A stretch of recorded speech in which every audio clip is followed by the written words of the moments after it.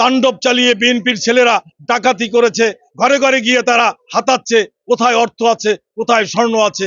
বরগুনায় 1971 সালের পরবর্তী এত ধ্বংসযজ্ঞ, এত লুটপাট, এত সংখ্যালঘু নির্যাতন আর কখনো ঘটেনি। অবিলম্বে শেখ হাসিনার নেতৃত্বে আবারও আমরা এদেশ সরকার গঠন করে উন্নয়নের ধারাকে অব্যাহত রাখবো।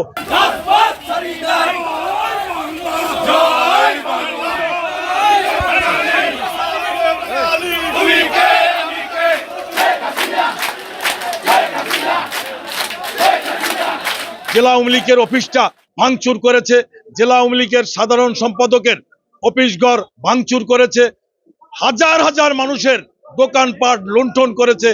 এই যে আমাদের বরুণা সদর উপজেলায় হিন্দুপাড়ায় সেই তাণ্ডব চালিয়ে বিএনপির ছেলেরা ডাকাতি করেছে। তালতলিতে 2টি ছেলে মাত্র, সেই শহীদ মেম্বার এবং সাবেক উপজেলা চেয়ারম্যান মোস্তাক, এদের নেতৃত্বে ভাঙচুর চুরমার এবং রাখাইন পরিবারের ঘরে ঘরে গিয়ে তারা হাতাচ্ছে কোথায় অর্থ আছে, কোথায় স্বর্ণ আছে। মতিউর রহমান কতটা দুর্নীতি করেছে, কি করেছে সেটা দেখার দায়িত্ব সরকারের, কিন্তু একটি বাসভবন ওভাবে জ্বালিয়ে দেয় এটা আমরা কখনো দেখি নেই। একটা কথা বলতে চাই, আমরা সবাই ঐক্যবদ্ধভাবে থাকতে চাই। এই কয়েকদিনের জন্য লুটপাট, অত্যাচার, জুলুম, আগুন দেওয়া, খুন, হত্যা যে হয়েছে সেইগুলো সঠিকভাবে আমরা তদন্ত চাই। 71কে হার মানিয়েছে 24-এর ধ্বংসযজ্ঞ।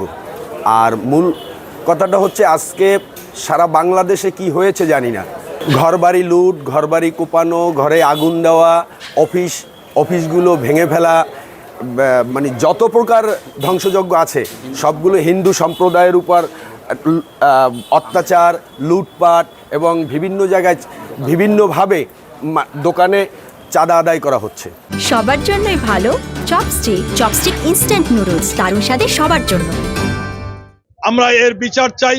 অবিলম্বে শেখ হাসিনার নেতৃত্বে আবারও আমরা এদেশ সরকার গঠন করে উন্নয়নের ধারাকে অব্যাহত রাখবো। আমাদের এই বরগুনা জেলা আওয়ামী লীগ ও তার পরিবার সবাই মিলে আমরা আজকে এখানে প্রতিবাদ সমাবেশ ও মিছিল করেছি। বরগুনায় 1971 সালের পরবর্তী এত ধ্বংসযজ্ঞ, এত লুটপাট, এত সংখ্যালঘু নির্যাতন আর কখনো ঘটেনি।